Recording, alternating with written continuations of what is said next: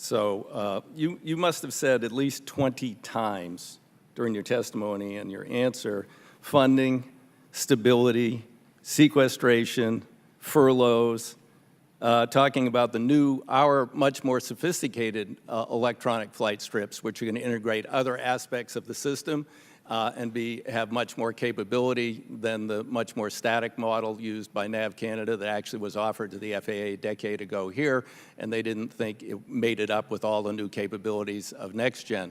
And I think you said there, you weren't saying, I don't think it'll work. You said, we're worried about delays and reduced funding. Did you not? That's correct. I have no doubt we will be able to develop our own system. It really comes from we're working collaboratively with the manufacturer along with the FAA.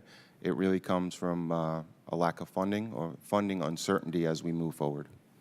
So, Mr. Scoville, would you agree that that is a significant problem?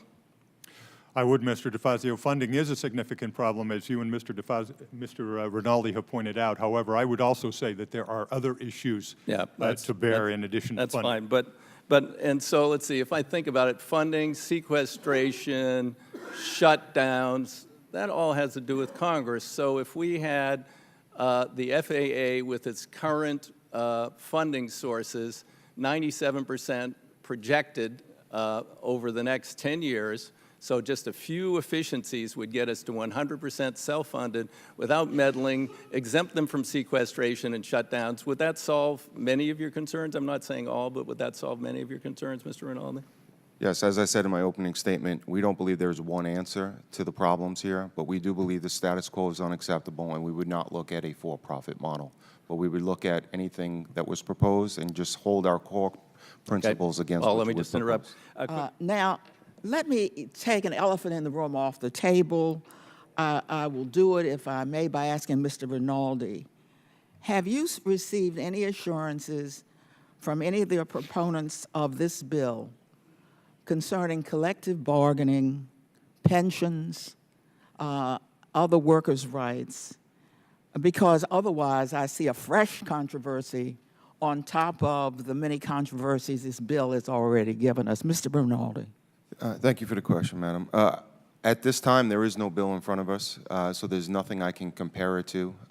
In the 2016 AIR Act, there was strong language that gave us a fair bargaining process, and that was in there, and also a robust transition period that will allow us to keep everything we have and keep the workforce whole. Yeah, I take it you would insist upon that in any Absolutely. change. That's And Mr. Rinaldi, some of the opponents of ATC reform claimed that new service providers would be able to deny access to sovereign airspace and small community and general aviation airports. From the perspective of those actually providing air traffic control, how do you respond to those claims? Thank you, sir. Thank you for the question. Air traffic controllers have a very simple philosophy when it comes to providing service to all users. It's first come, first serve. And when a general aviation aircraft enters into our airspace, or whether it is a commercial airline, it's to expedite their process as safely as possible. And so we provide service to all users of the system. The question I want to ask is to Mr. Poole. I want to go back. We hear a lot about the assets. Let's talk about the people who are involved. You, Mr. Poole, and the Reason Foundation and your donor network have been talking for decades about privatizing all aspects of government, not just the FAA. In fact, in 2010, you wrote a piece called For DownsizingTheGovernment.org that was a project of the Cato Institute, and you talked about the need to privatize and commercialize air traffic system back then. One of the major arguments that you made was the cost of running the system, and in particular, you went into extensive detail about the history of air traffic controllers and the cost of salary and benefits to those professionals who operate the system. You noted that 2/3 of the FAA's operational expenses are due to what you called the high cost of labor. You've gone on to reference the efficiency of Canada, where they have downsized the system, shrunk the system, I think was the term, and cut down on the number of towers. So considering all that you have written on this issue, and now we have this bill before us, I want you to walk me through exactly how you're going to address the high cost of labor as you make this system more efficient. Well, thank you for letting me clarify. What we've seen in countries such as Germany and Canada and others that have corporatized their systems is not downsizing the controller workforce. In many cases, in Canada in particular, the need was to increase the controller workforce, which was low because of decade or many, many years of underfunding by Transport Canada.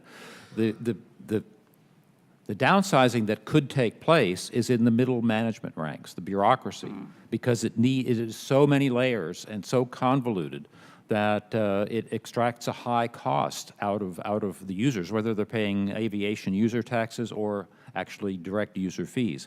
That's where the need for looking at that cost is. It's in the middle management ranks of the bureaucracy, not in the day-to-day controller workforce that is undersized for the task that at hand today. We, as Paul Rinaldi has said, we're at a low point of certified professional controllers today, and that's partly because of the shutdown. The training academy was out of commission for nearly a year, and also because of some politicization of the selection process that has now been partly overturned thanks to Congress.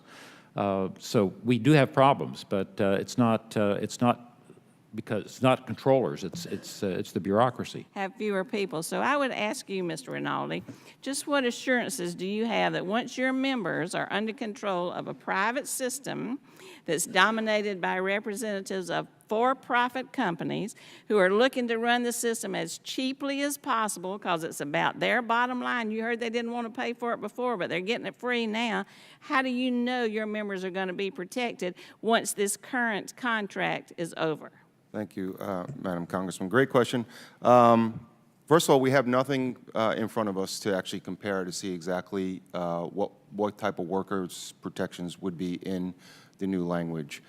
So anything I would say would be speculating. But I will tell you, we are a highly trained, highly skilled, highly efficient workforce. And we keep hearing about Canada, we keep hearing about the United States. Well, we run roughly 10 times the amount of traffic they do in Canada, with only 5 times the amount of controllers. We are highly efficient. And I stand behind the work of the air traffic controllers in this country, and I put them against anybody else in the world because we are the best in the world. I totally agree with that, and that's why I want to be sure they are protected under any kind of new system going forward. Me too, and I'm with you. So let me start with you, Mr. Rinaldi. What do you think would be the cost of us of doing nothing? Yeah, status quo or doing nothing is unacceptable. September will be here before we know it. We will be looking at another possible government shutdown. And as I said in my opening statement, as we lead up to a shutdown, the FAA turns their attention from next gen or from UAV implementation to shutdown procedures. And this is happening, you know, for the last 10 years, it happens a couple of times a year, and we lose this time. And it's 4 or 5 weeks leading up to it, 5 weeks on the back end of it, and they're not sure what sequester is going to bring us if we actually do get a budget and do get a bill passed, or what type of cuts we're going to have into the aviation system. A lot of discussion about rural America.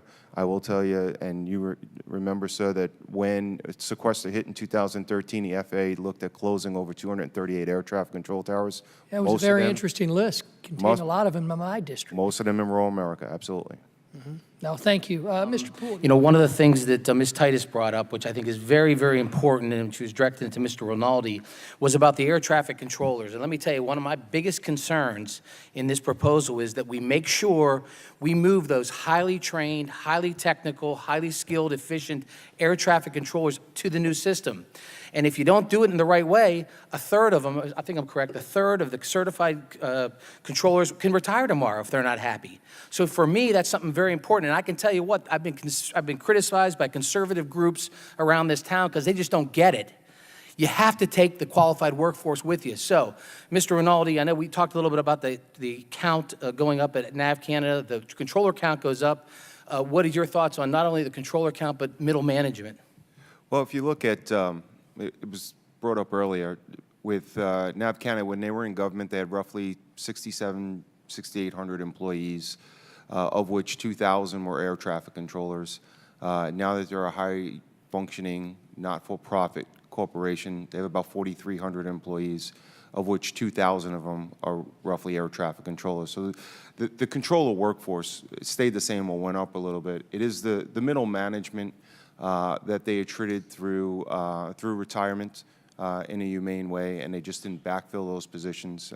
I call a lot of that, and between the middle management within the agency and the multi-layers of contractors they have within the agency also. That's one of the things. It's already being privatized out there with all these contractors within FAA headquarters. I call that the clay. It actually stops good things from happening at the very top, and it's and things that are happening, trying to change at the operational level. And so for those of us that aren't geologists, nothing permeates down and nothing permeates up. Yeah, correct? I understand what clay is then. 15 levels of no to get to yes. Exactly. And